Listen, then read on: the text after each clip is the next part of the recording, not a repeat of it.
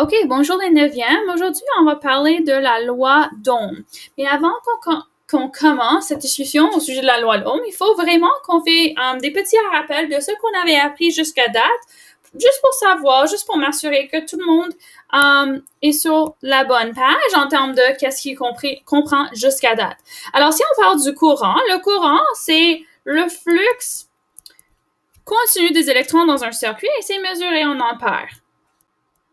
Et vous pouvez voir dans l'image ci-dessus qu'il y a un fil, il y a les électrons qui coulent, il y a des flèches qui démontrent la direction du courant. N'oublie pas que les électrons, la direction des électrons et la direction du courant sont l'opposé les uns des autres. Ensuite, on a la différence potentielle ou bien la tension. Alors, ce que nous, on va dire, on va appeler la tension plus souvent. C'est aussi, on peut l'appeler aussi la différence de potentiel. Et la différence de potentiel, c'est la différence entre l'énergie potentielle entre deux points qui causent le courant de circuler dans un circuit fermé. Okay, alors je sais que c'est une définition un peu difficile à comprendre et je pense que si vous regardez l'image à côté, ça va peut-être éclairer un peu qu'est-ce que je viens de dire. Alors si vous avez une espèce de pipe ou quelque chose où on va mettre de l'eau, si on garde à l'horizontale, exactement à l'horizontale, l'eau va pas vraiment bouger. Okay? Ça va rester dans ce qui est effectivement un contenant pour cette eau. Mais aussi, aussitôt qu'on va monter une côté et descendre l'autre côté, maintenant, il y a une différence, okay? Une différence de potentiel, mais une différence entre les deux côtés. Et c'est à cause de cette différence de distance, vraiment, à cause de cette différence de distance, il y a l'eau a la capacité de couler vers le bas. Et c'est aussi plus ou moins la même chose avec l'électricité. Les électrons dans un circuit, le courant dans un circuit, c'est la différence dans l'énergie potentielle qui laisse couler le courant, si vous voulez. Et c'est la différence de potentiel, c'est mesuré en volts. Alors encore, si vous regardez l'image avec circuit A et circuit B, qu'est-ce que vous remarquez à propos de la différence de potentiel lorsque le courant passe à travers les ampoules? Alors, avant qu'on réponde à la question, on va juste regarder ce qui arrive dans la différence de potentiel qui est démontrée par cet diagramme à côté quand on parle d'un circuit, qui est le premier diagramme. Alors, si on prend D, okay. D, c'est quand on entre dans la pile. Okay. Alors, la pile va augmenter la différence de potentiel, okay, pour arriver à A. Ensuite, on circule le circuit et on va arriver à l'ampoule. Et quand on arrive à l'ampoule, ça va diminuer la différence de potentiel pour qu'on arrive à notre pas de début. Okay. Ensuite, si on regarde circuit B, juste pour un deuxième cas, ici, c'est encore un circuit en série et il y a maintenant deux ampoules. Alors ici, même chose, on entre dans la pile, on va augmenter la différence de potentiel pour arriver à A. Ensuite, on arrive à l'ampoule, que la première ampoule, ça baisse un peu la différence de potentiel, mais ça ne diminue pas la différence de potentiel pour que c'est à 0 volts. C'est juste, je sais pas, à 4 volts, quelque chose comme ça. Ensuite, on va circuler encore dans le courant pour arriver à D. Okay? Et D, maintenant, on est arrivé à la deuxième ampoule et on diminue encore davantage cette tension, différence de potentiel pour arriver à 0 volts. Alors maintenant, si on est capable de répondre à la question, qu'est-ce qui arrive à la différence de potentiel lorsque le courant passe à travers des ampoules? Mais ça diminue. Et qu'est-ce qui arrive lorsque on passe dans les batteries ou les piles? Ça augmente.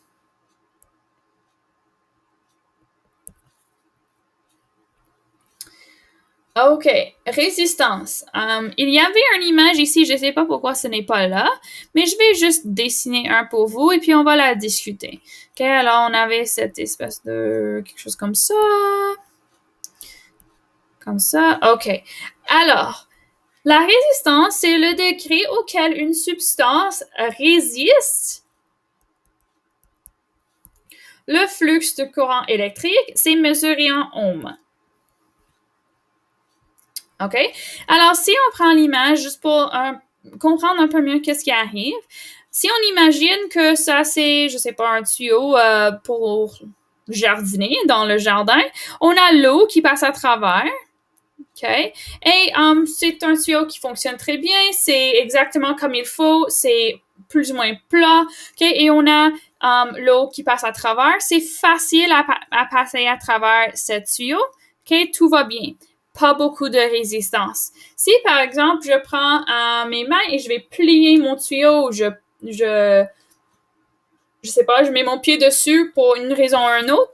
Maintenant, j'ai créé un peu de résistance ici et ça va être moins facile pour faire passer l'eau parce que maintenant, j'ai une petite quantité de, comme j'ai une petite distance à travers, je peux passer mon eau. Donc, ça donne un peu de résistance. OK? Et ça, c'est une idée plus ou moins de comment fonctionnent les résistances dans les circuits. Il y a plusieurs facteurs qui influencent la résistance. Alors, on a longueur, surface en coupe, température et type de matériel. Et là, si vous voulez faire une petite expérience à la maison, vous êtes bienvenus. Si vous pouvez démontrer comment cela fonctionne. Alors, si vous avez une paille et vous tentez de souffler à travers la paille et vous mettre, je sais pas, votre main sur l'autre côté ou bien vous tentez de faire déplacer un petit bout de papier, OK? Vous allez observer assez rapidement que si plus que la paille est longue, plus que c'est difficile de faire bouger ton bout de papier, tandis que si tu as une paille qui est assez courte, ça va être très facile de faire bouger ton bout de papier que tu tentes de siffler dessus. Le souffler dessus, excuse. Et c'est comme ça aussi que fonctionne la résistance. Alors, plus qu'on a des fils qui sont longs, plus qu'il y a de résistance dans un courant. Plus que les fils sont courts, moins de résistance. Surface en coupe, encore avec une paille. Si vous avez une paille d'une autre taille, une paille qui est un peu plus grande, ça va être encore plus facile à faire bouger ton bout de papier. Tandis que si c'est très mince, ça va être très difficile à faire bouger ton papier avec seulement ton souffle. Alors, même chose dans les circuits. Si tu as des fils qui sont très larges, ça va aider à laisser couler facilement les électrons, le courant, tandis que les fils qui sont très minces vont être encore plus difficiles. Température, plus que la température est haute, plus qu'il y a de résistance. Okay? Ça, c'est parce que les particules sont en train d'entrer en beaucoup de mouvements et ils sont moins capables d'aller dans une direction précise. Et finalement, on a un type de matériel. Alors, plus que tu as un matériel qui est un très bon conducteur, plus que ça va diminuer la résistance. Alors, comme on avait fait dans quelques expériences qu'on était en classe, il y a certains matériaux qui sont plus conducteurs que d'autres et plus que la conductivité est haute, moins qu'il va avoir de résistance. OK? Ça, c'est les facteurs pour la résistance. Alors, maintenant, on passe à le découvert de M. Ohm et la loi d'Ohm. Alors, M. George Ohm a découvert qu'il y a une relation entre la tension, la résistance et le courant. Et ça, c'est très, très génial parce que nous, en science, on aime beaucoup établir les relations parce que ça nous aide à prédire les tendances et à prédire ce qui va arriver lors des expériences. Avant qu'on entre beaucoup dans la discussion de la loi d'Ohm, je vais juste noter que n'oublie pas que I, la lettre I est utilisée pour dénoter le courant. OK, ce n'est pas un C, ce n'est pas un A, c'est un I, et cette I signifie l'intensité. Alors, quelle était la relation que M. Ohm a découvert? C'est que le courant est proportionnel à la tension. Okay? Alors, si vous observez le graphique à côté, tu vois comment, quand que la tension augmente, le courant augmente aussi. Et ça augmente également. Okay? Et ça, c'est ce qu'on appelle une proportion directe. Alors, c'est directement proportionnel à la tension. Et ce qui est encore plus intéressant, c'est que si on divise la différence dans deux endroits, si on divise la différence en V, c'est-à-dire la différence en tension, par la différence en courant, la pente qui est le résultat de cette division, ça nous donne la résistance dans un circuit donné. Ce qui veut dire que ces trois différentes quantités, tension, courant, résistance, ont une relation très, très forte les uns avec les autres. Okay? Alors, la tension dans un courant est proportionnelle tension dans un circuit, au courant et à la résistance. La seule chose est que c'est toujours le cas, au moins qu'on reste à une température constante. Parce que ce qu'on vient de savoir de la résistance, c'est que la résistance change dépendant de la température. Alors, si on garde la température constante, cette relation de la loi d'Ohm est toujours vraie.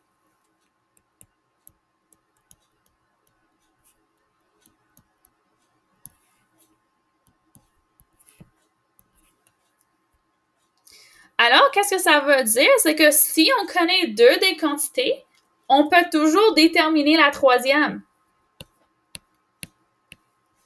Alors, voici quelques exemples, okay? Et un tableau qui va t'aider à déterminer quelle équation tu as besoin d'utiliser. Je vous dis maintenant que la loi d'Ohm, c'est écrit comme ça, ok? Ça, c'est la seule formule que tu as besoin de mémoriser. Et si tu es capable de faire l'algèbre, tu devrais être capable d'isoler pour n'importe quelle lettre que tu as besoin. Alors, si par exemple, on commence avec V, tension, égale courant fois résistance, ok?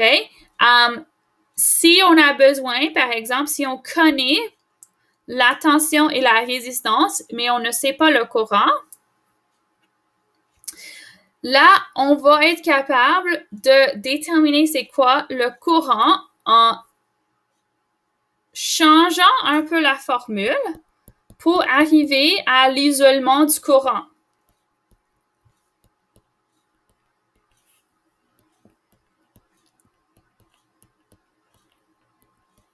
OK? Si on a besoin de savoir la résistance, on commence encore avec la même chose. On fait les étapes pour isoler le R. Et ça nous donne ça. OK? Et ceci sont les trois formules que tu as besoin pour bien faire les questions de la loi d'Ohm.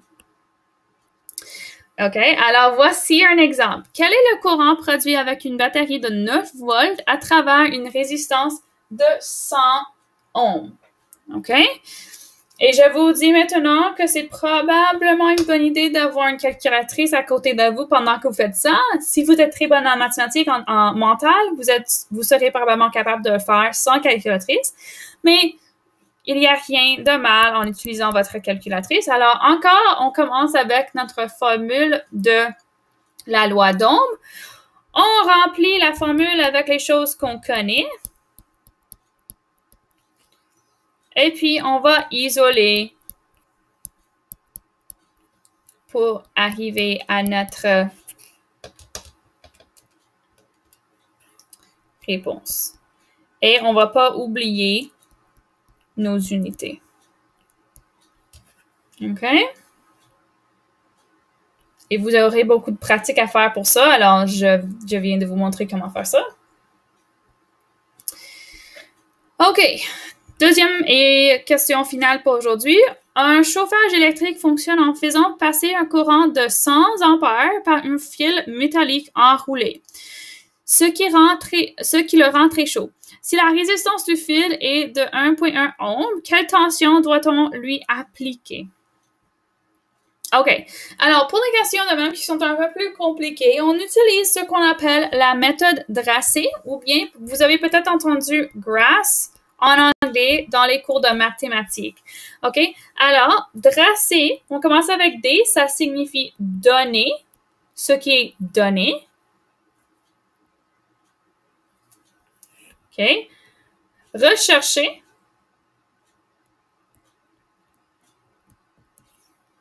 Analyse. Solution. Et énoncer. OK, alors on commence avec ce qui est donné par la question. Alors, on sait que le courant, c'est de 100 ampères. On sait aussi que la résistance est de 1,1 ohm. Et ça, c'est le symbole pour ohm. OK? Alors, qu'est-ce qui est recherché? C'est la tension. Analyse. Alors, dans la partie analyse, ça c'est où tu écris toutes les formules que vous allez utiliser. Pour nous, c'est seulement un formule. Et alors, ça, c'est la formule qu'on va utiliser. Si vous voulez le réarranger à cette étape, vous êtes bienvenue. Mais nous, on n'a pas besoin de la réarranger parce qu'on cherche la tension et la tension est isolée sur la côté gauche de la question.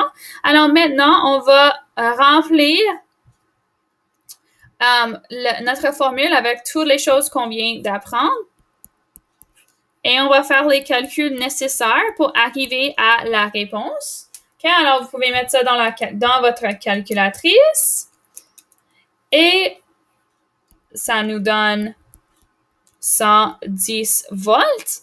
Et maintenant, à la fin, on a besoin d'une énoncé où on va relier notre réponse avec la question. Alors ici, ça dit quelle tension, c'est un chauffage électrique et quelle tension est-ce qu'on doit avoir? Alors, la tension